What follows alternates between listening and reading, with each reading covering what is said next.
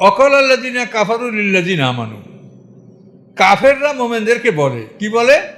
ইত্তাবিউ সাবিলানা ওয়াল নাহমিল খাতায়াকুম, তোমরা আমাদের পথ অবলম্বন করো, তোমাদের গুনাহগুলি আমরা বহন করব। আমাদের পথে থাকো, তোমাদের পাপ হইলে সেটা আমরা বহন করব। তো এই ধরনের কথা বোকা ছাড়া কেউ বলতে পারে না, যেহেতু তারা জ্ঞানহীন নির্বোধ, এই জন্য এই ধরনের কথা তারা বলে।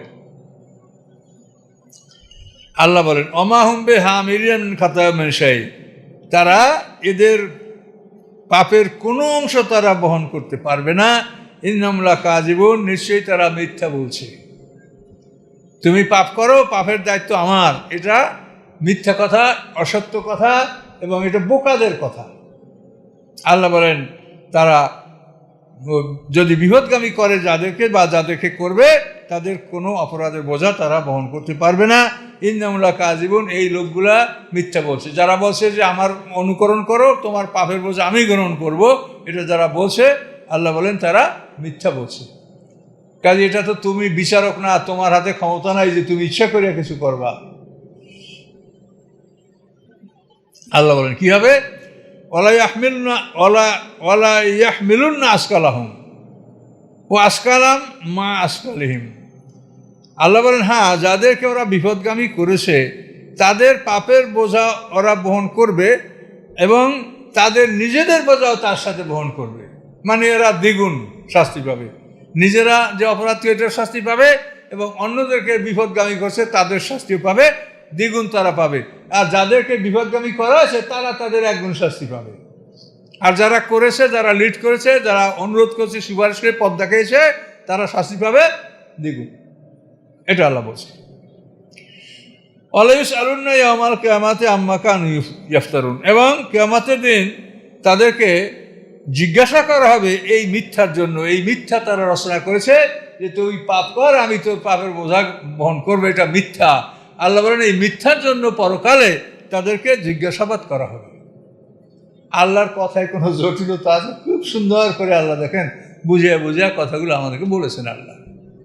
কিন্তু কি যে দুনিয়ার মানুষ কোরআনের কথা মনে ঢুকতেই চায় না কানের মধ্যে। এটা হলো রুচির অভাব। মানে আমি তো বরিশালের মানুষ, বরিশালের মানুষে পান্তা ভাত খাইতো আগে, এখন অবশ্য সমাজের অবস্থা অন্যরকম হয়েছে।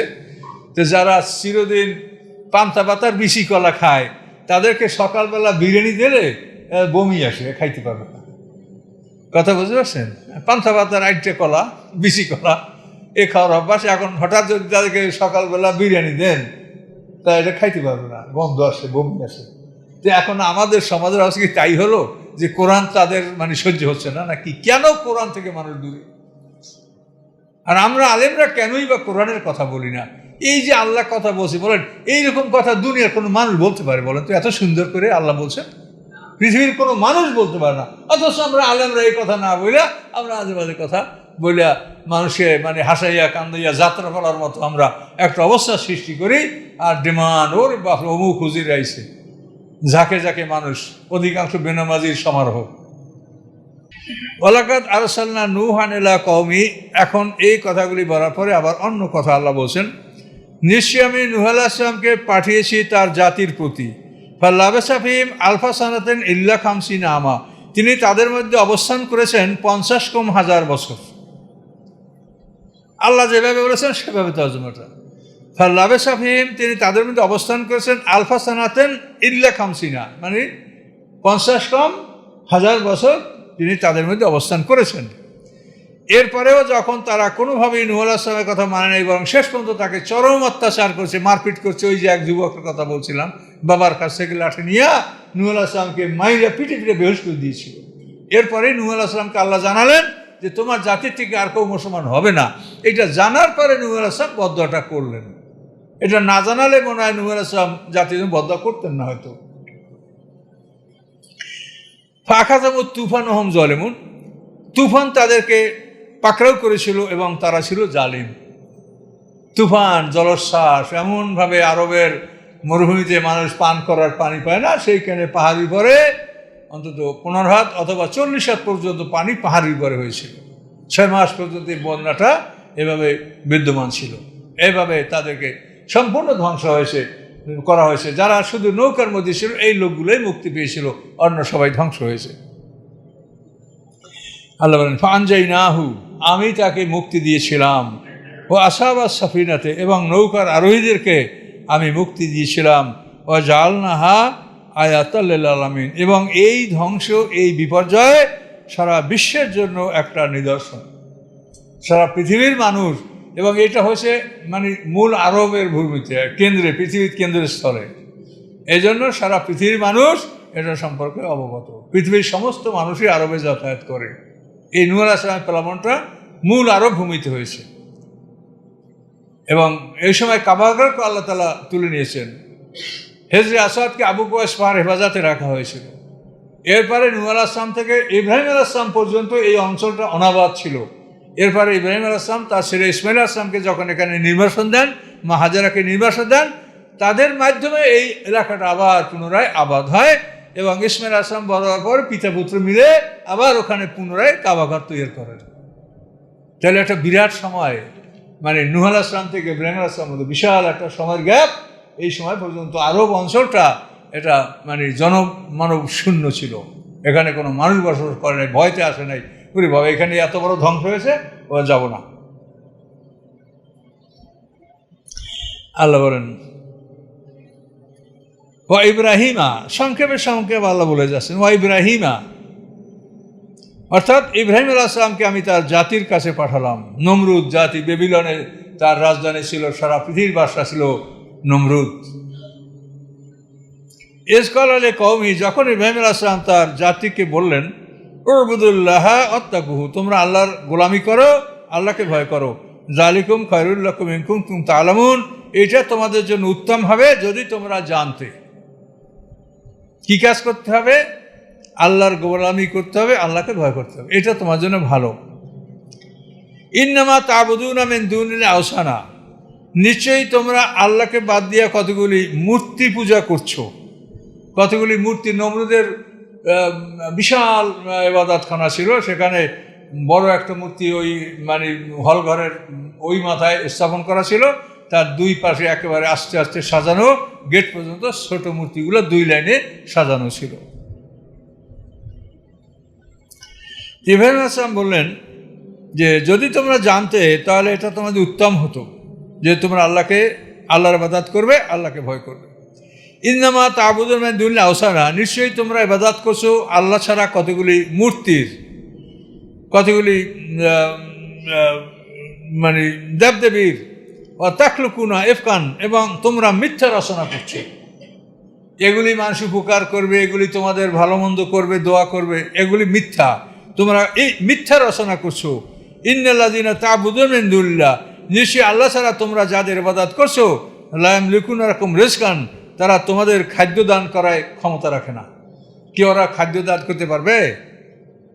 ফাবতাগু ইনদাল্লাহির রিজক, তোমরা তো আল্লাহর কাছ থেকে খাদ্য আহরণ করে থাকো, তোমরা আল্লাহর কাছে খাদ্য চাও, চেয়ে থাকো, তোমরা এখনও চাও।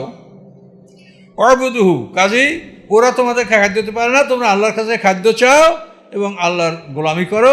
আশকুরুল্লাহু, তার কৃতজ্ঞতা জ্ঞাপন করো। ইলাইহি তুরজাউন, তোমরা সবাই আল্লাহর কাছে ফিরে যাবে। ইব্রাহিম আলাইহিস সালাম যুবক বয়সে, খুব অল্প বয়সে, অন্তত 16 বছর বয়সে ইব্রাহিম আলাইহিস সালাম এত বড় একটা বিশাল ক্ষমতা নমরুদ, তার বিরুদ্ধে ইব্রাহিম আলাইহিস সালাম এই দাওয়াত তিনি এটা জারি করলেন।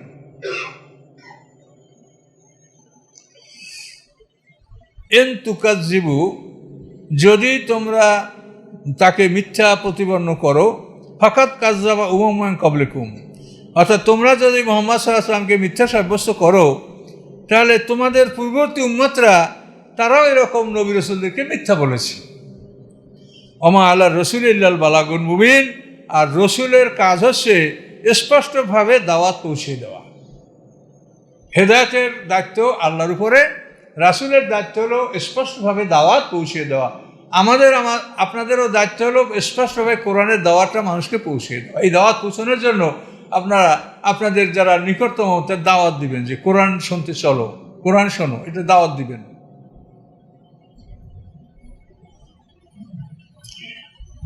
আওয়ালাম ইয়ারাও কাইফা ইবদুল্লাহল খালকা সুম্মা ইউঈদু, তারা কি দেখে না যে আল্লাহ সৃষ্টির সূচনা কিভাবে করেছেন এবং তারপরে এই সৃষ্টিকে তিনি পুনরুত্থান করবেন, পুনরায় এদেরকে আবার সৃষ্টি করবে। এটা কি তারা দেখে না?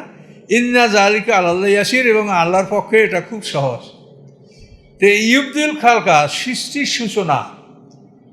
তো এখানে সৃষ্টির সূচনাটা যারা বোঝে তারা দ্বিতীয়বার সৃষ্টিকে স্বীকার করে, আর প্রথম সৃষ্টির বিষয়টা যারা বোঝে না তারা দ্বিতীয় সৃষ্টিটাকেও অস্বীকার করে।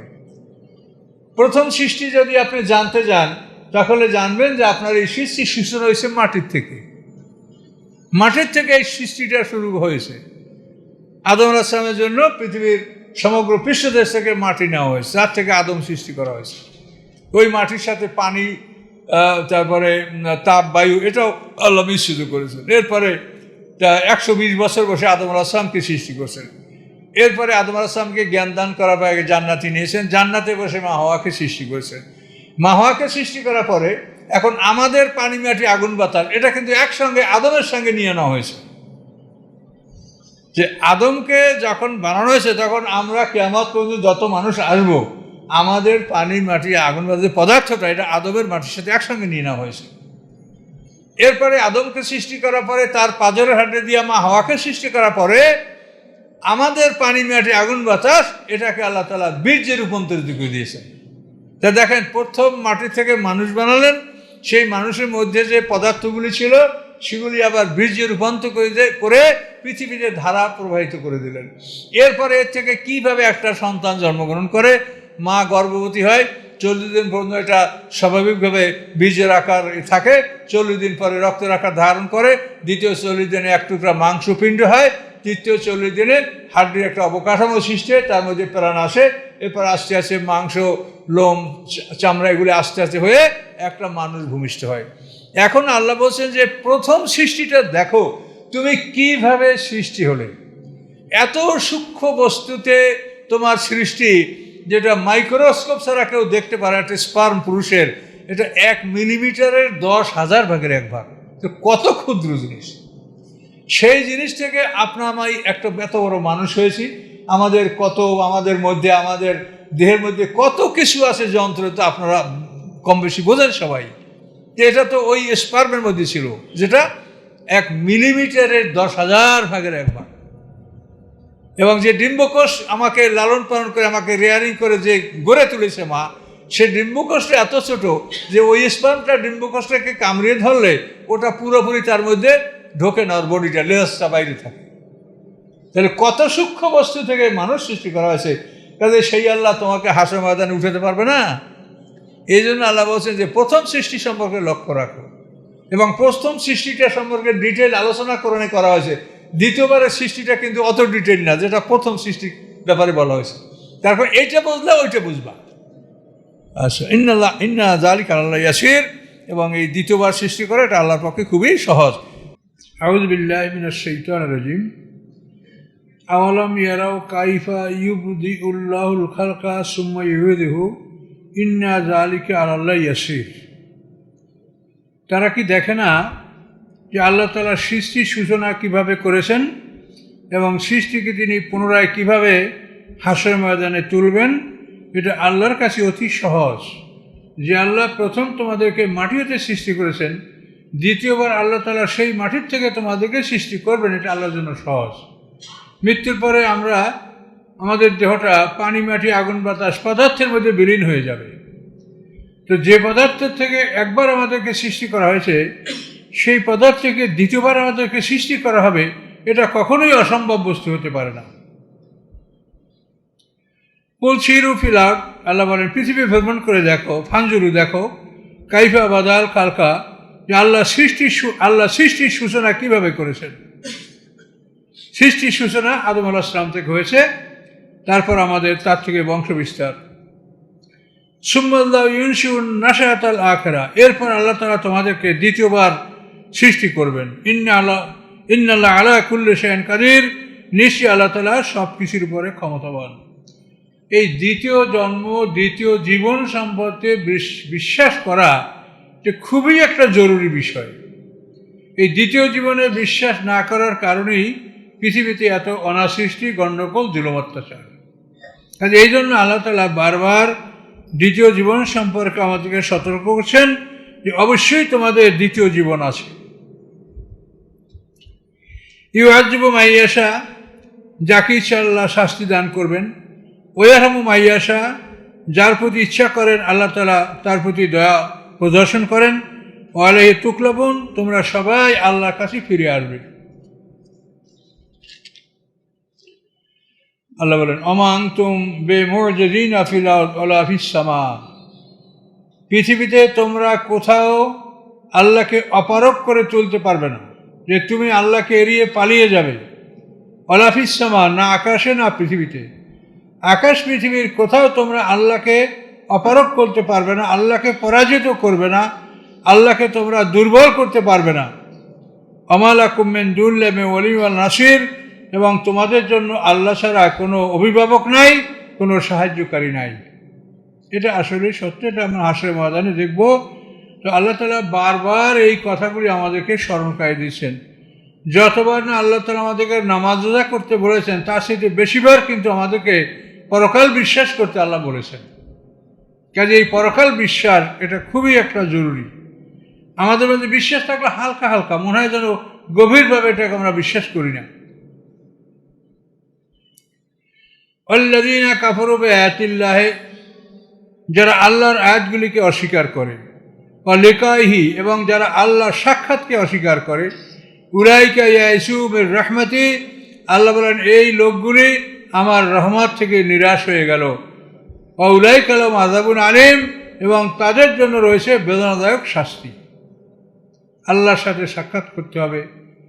হ্যাঁ, দেখেন এই পৃথিবীতে, এটা আমরা বারবার বলছি যে দ্বিতীয় জীবন যদি না থাকতো তাহলে মানুষের সৃষ্টিটা এটাই হতো যেন একটা জুলুম অত্যাচারের বিষয়। যার কারণ যার ক্ষমতা আছে, যার শক্তি আছে, সে জোর বল করে জুলুম অত্যাচার চালিয়ে গেল মৃত্যু পর্যন্ত, আর ওখানেই যদি শেষ হয়ে যায় তো মাজলুমের বিচারটা কোথায় হলো? মাজলুম সে তো বিচার পাবে, সে তো আল্লাহর সৃষ্টি। কাজে এই জন্য দ্বিতীয় জীবন অনিবার্য।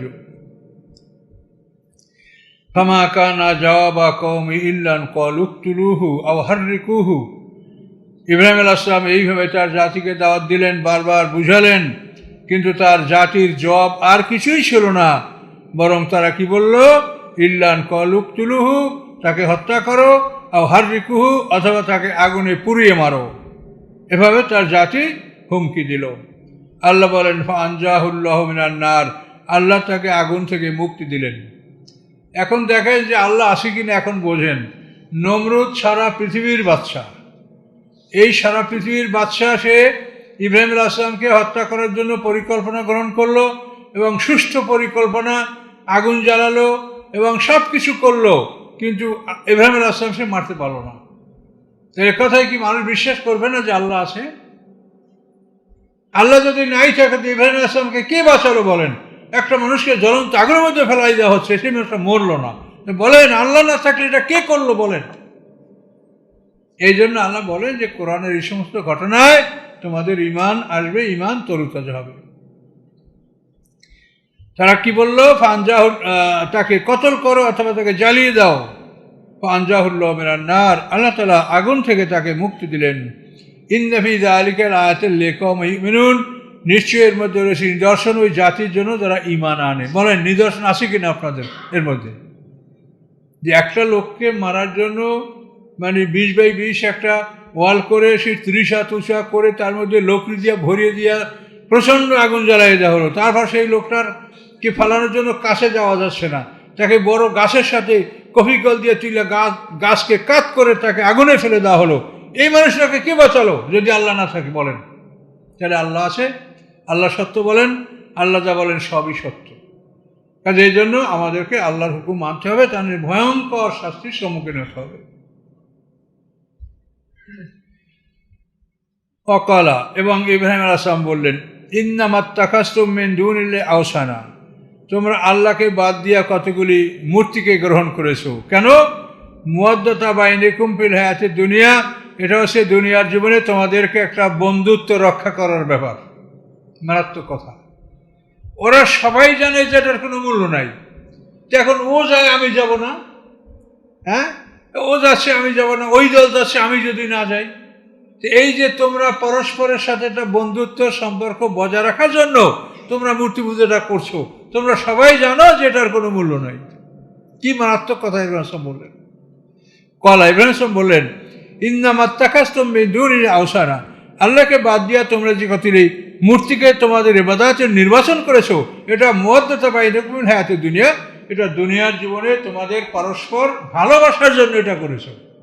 ওরা গেল আমরা যদি না যাই, ওরা করলো আমরা যদি না করি, হ্যাঁ, ওরা একটা বড় পূজা মণ্ডপ করছে, আমরা সেটা বড় মণ্ডপ করব, এই তো দুনিয়ায় প্রতিযোগিতা এবং পরস্পরের ভালোবাসা।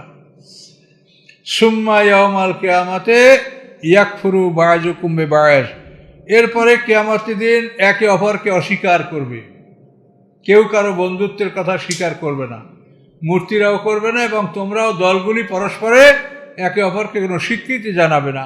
সেদিন একে অপরকে অস্বীকার করবে। ওয়ালানু বা'যুকুম বা'যা, এবং এক দল অন্য দলকে অভিসম্পাত করবে। ওরা বলবে তোদের জন্য আমরা খারাপ হয়েছি, এরা বলে তোদের জন্য আমরা খারাপ হয়েছি, এইভাবে একদল অন্য দলকে লানত করবে, অভিসম্পাত করবে। শেষ পর্যন্ত ওমাওয়াকুমুন নার, তোমাদের সকলের ঠিকানা জাহান্নামের আগুনে। ওমা লাকুম মিন নাসিরিন, তোমাদের জন্য কোনো সাহায্যকারী সেখানে পাওয়া যাবে না।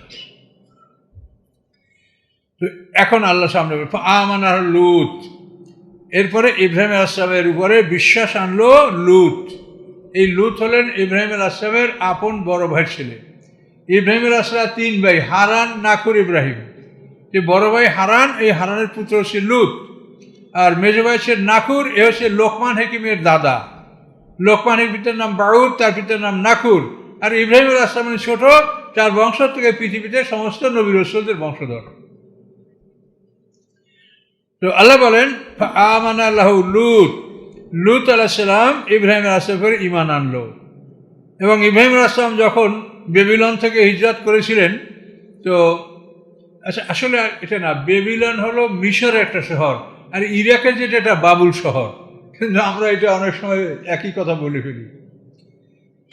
ম্যাপে যেটা বলে যে বেবিলন হলো মিশরের একটা শহর আছে বেবিলন, আর ইরাকে যেটা নমরুদের যেটা বাবুল, যেটা কোরআনে আছে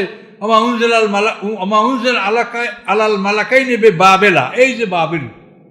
তাহলে ইরাকের ফোরাত এবং দজলা নদীর মাঝে যে শহর, এটা হচ্ছে বাবুল শহর, আর মিশরে একটা শহর আছে বেবিলন। আমানার লুত, অথবা লুত আলাইহিস সালাম ইব্রাহিম আলাইহিস সালামের ঈমান আনলেন। অকলা, এবং ইব্রাহিম আলাইহিস সালাম বললেন ইন্নী মুহাজিরুন ইলা রাব্বি, আমি রবের দিকে আমি হিজরত করলাম। মানে হিজরত মানে সব কিছু ত্যাগ করা, সব কিছু ত্যাগ করে আমি রবের উদ্দেশ্যে আমি হিজরত করলাম। ইব্রাহিম আলাইহিস সালাম প্রথমে হারান শহরে হিজরত করেছেন, ওখান থেকে তিনি মিশরে গেছেন। মিশর থেকে ফিরে এসে ইব্রাহিম আলাইহিস সালাম সিরিয়ার হেব্রন শহরের আল খলিলে, এখানে তিনি স্থায়ীভাবে বসবাস করেছেন। এই জায়গাটা বাইতুল মুকাদ্দাসের নিকটতম একটা স্থান। এখানে ইব্রাহিম আলাইহিস সালাম শেষ জীবন কাটিয়েছেন, এখানে তার কবর। ইন্নাহু হুয়াল আজিজুল হাকিম, নিশ্চয়ই আল্লাহ তাআলা পরাক্রমশালী এবং কৌশলী, অপ্রতিরোধ্য ক্ষমতার মালিক এবং কৌশলী। তিনি যাকে মুক্তি দিবেন তাকে কৌশলে মুক্তি দিতে পারেন। আল্লাহ বলেন ওয়াহাবনা লাহু ইসহাক, ইব্রাহিম আলাইহিস সালামকে আমি ইসহাক নামক পুত্র সন্তান দান করলাম, দ্বিতীয় পুত্র সন্তান। ইসমাইল আলাইহিস সালাম মা হাজেরা থেকে বড়, আর ইসহাক আলাইহিস সালাম মা সারা থেকে ইনি দ্বিতীয় সন্তান। ইব্রাহিম আলাইহিস সালামের আরও সন্তান ছিল। তাফসীরে দেখা যায় ইব্রাহিম আলাইহিস সালামের 12 জন পুত্র সন্তান ছিলেন, কোনো কন্যা সন্তান ছিল না। এর মধ্যে ইসমাইল, ইসহাক এদের বংশ থেকে নবী রাসূল আসে। মিদিয়ান, মাদায়েন 2 ছেলে, এদের নামে এই মাদায়েন শহর, এটা ইব্রাহিম আলাইহিস সালামের সন্তানের নাম অনুসারে এই শহরের নামকরণ করা হয়েছে। ওয়াহাবনা লাহু ইসহাকা, এবং ইসহাক রাসূলের পুত্র হলো ইয়াকুব। এই ইয়াকুব আলাইহিস সালামের অন্য ভাই হলো আয়েস, তাকে অন্যান্য আসমানিকে ইসু বলা হয়েছে, আয়েজ। এই আয়েজের নামটা আমাদের কোরআনে আসে নাই, কিন্তু তাওরাতে এই নামটা বহুবার আসে। ইয়াকুব আলাইহিস সালাম আপন ভাই আয়েজ। ও জাআলনা ফি যুররিয়াতিন নাবুওয়াত ওয়াল কিতাবা, এবং ইয়াকুব আলাইহিস সালামের সন্তানদের মধ্যে আল্লাহ বলেন আমি তাদের মধ্যে আমি নবুয়ত প্রতিষ্ঠিত করেছি, নবুয়ত দান করেছি, ওয়াল কিতাবা, এবং কিতাব দান করেছি। ও আতাইনাহু আজরাহু ফিদ দুনিয়া, এবং দুনিয়াতে আমি তাকে পুরস্কার দিয়েছি, ওয়াইন্নফিল আখিরাতি লামিনা সালিহিন, এবং পরকালে সে সৎকর্মশীলদের অন্তর্ভুক্ত। দুনিয়াতেও তারা পুরস্কৃত হয়েছেন, সম্মানিত হয়েছেন, পরকালেও তারা সৎকর্মশীলদের তালিকাভুক্ত। লুতান ইয ক্বালা লিকওমি আইন্নাকুম লা তা'তুনাল ফাহিশাতা। এখন লূত সম্পর্কে আল্লাহ বলছেন, এই লূত আলাইহিস সালাম ইব্রাহিম আলাইহিস সালামের সাথে হিজরত করেছেন। ইব্রাহিম আলাইহিস সালাম বাইতুল মুকাদ্দাসের নিকটতম এলাকা ছিলেন, আর লূত আলাইহিস সালাম এর সাথে আরও উত্তর অঞ্চলে তাকে দাওয়াতের জন্য পাঠানো হয়েছিল, সুদুম শহরে। লুতান, আল্লাহ বলেন আমি লূতকে পাঠিয়েছি তার জাতির কাছে।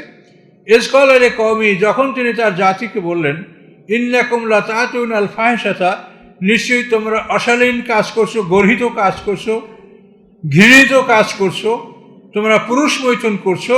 মা সাবাকাকুম বিহা মিন আহাদিম মিনাল আলামিন, সৃষ্টি জগতে তোমাদের আগে এই অপকর্ম আর কেউ করেনি। সৃষ্টির জগতে এই অপকর্ম তোমাদের আগে পৃথিবীতে কেউ করে না। এটা শয়তান তাদেরকে এই নিজে এটা মানুষ সাইয়া শয়তান এই অপকর্ম শয়তানদেরকে শিখিয়ে দিয়েছে। শয়তান বুঝলে যদি তোমাদের নারী অসুবিধা আছে, তোমরা নিজেরাই পুরুষ মৈথুন করো, নারীর দরকার নেই। এই কুমন্ত্রণা, এই খারাপ আমল, এটার আবিষ্কারক শয়তান। আল্লাহ বলেন আইন্নাকুম লা তা'তুনার রিজালা, আইন্নাকুম লা তা'তুনার রিজালা, নিশ্চয়ই তোমরা পুরুষ উপরে কামভাব নিয়ে অগ্রসর হচ্ছ। ও তাকতাউনাস সাবিল, এবং তোমরা ডাকাতি করছো। ওরা ডাকাতি করতো, পুরুষ মৈথুন করতো। ও তা'তুনা ফি নাদিকুম মুনকারা, এবং তোমরা তোমাদের মজলিসে এই অপকর্ম তোমরা করতে। ঘৃণা লজ্জা কিছুই ছিল না, মজলিসে তারা সবাই একই সঙ্গে এই ধরনের অপকর্ম তারা করত। কত বড় জঘন্য কাজ! এইভাবে যখন পয়গম্বর তাদেরকে সতর্ক করলেন, ফামা কানা জওয়াবা কওমিহি, তার জাতির আর কোনো জবাব ছিল না, বরং কি বলল, ইল্লান ক্বালু, বরং তারা বলল, ইতনা বিআযাবিল্লাহি ইন কুনতুম মিনাস সাদিকিন, তুমি যদি সত্যবাদীদের অন্তর্ভুক্ত হয়ে থাকো তা আমাদের কাছে শাস্তি নিয়ে আসো। তুমি শাস্তির ভয় দেখাচ্ছ, শাস্তি নিয়ে আসো। যখন ওর লূত আলাইহিস জাতি তার কাছে এরকম শাস্তি দাবি করলো, পয়গম্বর বলেন ক্বালা, পয়গম্বর বলেন রব্বিনসুরনি আলাল কওমিল মুফসিদিন, হে আল্লাহ এই ফাসাদকারী জাতির উপরে আমাকে সাহায্য দান করেন। তো পয়গম্বর যখন আল্লাহর কাছে সাহায্য চায়, তখন সেই জাতির উপরে শাস্তি অনিবার্য হয়ে যায়। তারপরে কিভাবে তার ধ্বংসে জানেন যে তাদের জমিনটাকে মানে বিশাল এলাকা, মানে 50 কিলো দৈর্ঘ্য এবং 15 কিলো প্রস্থ, এতখানি জায়গা নিয়ে তাদের যে ধ্বংসের জায়গাটা, সেটা লুৎ সাগর হিসেবে একটা সাগরে পরিণত হয়ে আসে। লুৎ সাগর অথবা মৃত সাগর, দুইটাই তার নাম আছে। এটা মানে সিরিয়ার রাস্তায় মাদায়েন পার হয়ে আরও একটু উত্তরেই এই জায়গাটা, এবং এমন একটা জায়গা, মক্কা থেকে যে কাফেলাগুলি এদিকে যাবে, ভোরবেলা ওই লুৎ সাগরের কাছে উপস্থিত হবে। আবার সিরিয়ার থেকে যারা আসবে তারাও ভোরবেলা ওখানে উপস্থিত হবে, যাতে এই দৃশ্যটা আল্লাহ দেখতে পারে। এই জন্যই আল্লাহ তার নিদর্শনটা এমন একটা মানে জায়গায় এই নিদর্শনটা আল্লাহ স্থাপন করেছে। সেই সাগরের পানি কোনো প্রাণীতে খায় না, সেখানে কোনো প্রাণী নাই, তার ওই সাগরের কিনারায় কোনো গাছপালা হয় না। এত বড় আল্লাহর গজব এটা আল্লাহ তাআলা ঘটিয়েছেন, এবং এখনো মানুষ দেখতে পায়। তাহলে আপনি কি করে বলতে পারেন যে আল্লাহ নাই বা আল্লাহর বিচার নেই, আল্লাহ একটা করবেন না? এগুলি তো আল্লাহ বলছেন যে দেখো, দেখে বলো যে আমি এটা করেছি, দেখো। সাগরে পানি আসে, সেখানে কোনো প্রাণী থাকবে না, এটা কেমন কথা? পানি কেউ খাবে না, এটা কেমন কথা? আল্লাহ বলে এটা শাস্তির নিদর্শন। কতখানি জায়গা, 50 কিলো লম্বা, এটা বিরাট ব্যাপার। সেই যুগে, আজকের না, ইব্রাহিম আলাইহিস সালামের যুগে 50 কিলো লম্বা জায়গা, 15 কিলো চওড়া, তাহলে সেই যুগে এটা কি মনে করে? এটা বিরাট ব্যাপার, ছোটোখাটো ব্যাপার না। এইখানে জমিন সব আসমানে তুলে উল্টে ফেলায় দিয়ে তারপর পাথরের বর্ষণ। ওই জাতির যারা বাইরে ছিল তাদের জন্য নির্যাতিত পাথর তাদের জন্য ঘুরছিল, হেরেমে ছিল, আবু রেগাল বের হওয়ার পরেই করে মারিছে, কেউ রক্ষা পায়নি।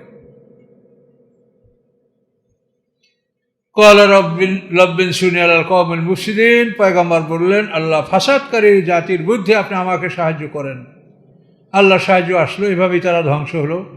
আলাম্মা জাত রুসুলনা ইব্রাহিম আবিল বুশরা, অথবা যখন আমার রসুলগণ ইব্রাহিম আসলামের কাছে সুসংবাদ নিয়ে আসলেন, অর্থাৎ মা সারার ঘরে ইসহাক আলাইহিস সালাম জন্মগ্রহণ করবেন এই খবর ফেরেশতারা দিয়া ওখান থেকে তারা